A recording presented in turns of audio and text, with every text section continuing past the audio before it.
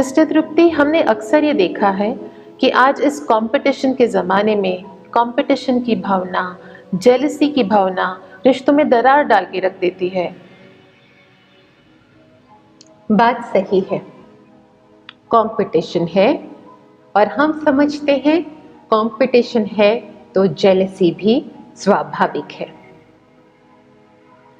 आज हम अगर देखें तो इस धरती पर कितनी जनसंख्या है और हर इंसान के थंब इम्प्रेशंस अलग हैं।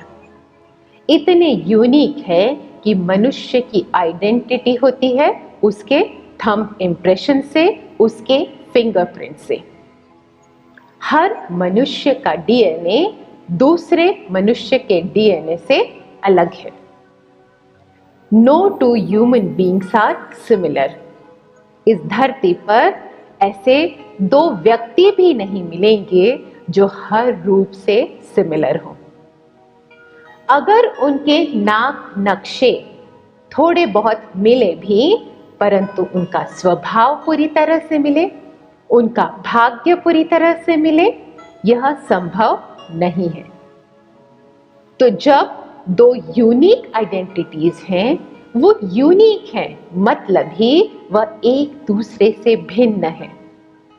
जब हम एक व्यक्ति को दूसरे व्यक्ति के साथ कंपेयर करते हैं, और यह स्पेशली होता है बच्चों के साथ, जब माँ बाप एक बच्चे को दूसरे बच्चे के साथ कंपेयर करते हैं, या फिर जब एक टीचर एक ही क्लास में एक स्टूडेंट को दूसरे स्टूडेंट के साथ कंपेयर करती है, तो क्या होता है?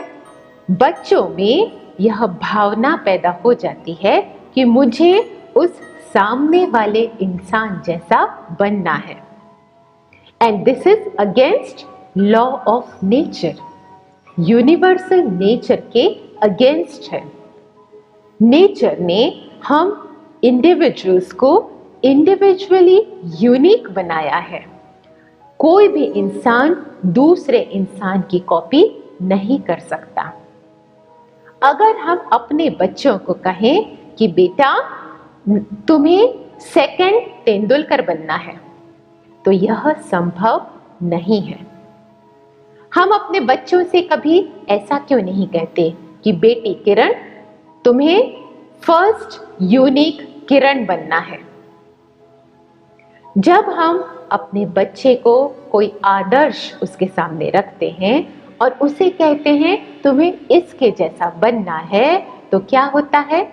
वह अपने भाव, स्वभाव, अपने नेचुरल ढंग को मोल्ड करने में अपनी सारी जिंदगी मेहनत करता रहता है।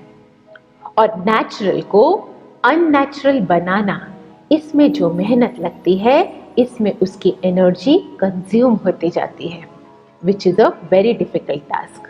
यह कंपटीशन का जमाना है, जैसे कि इलाफ ने कहा, तो competition is necessary, competitive spirit is necessary, लेकिन positive competition, healthy competition is required.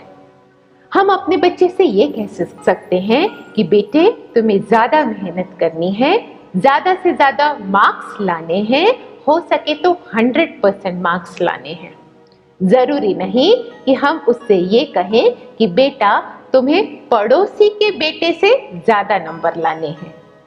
तो जब हम अपने बेटे को हाई टारगेट देते हैं, हाई एम देते हैं, तो एब्सोल्यूट एम दें, रिलेटिव एम न दें।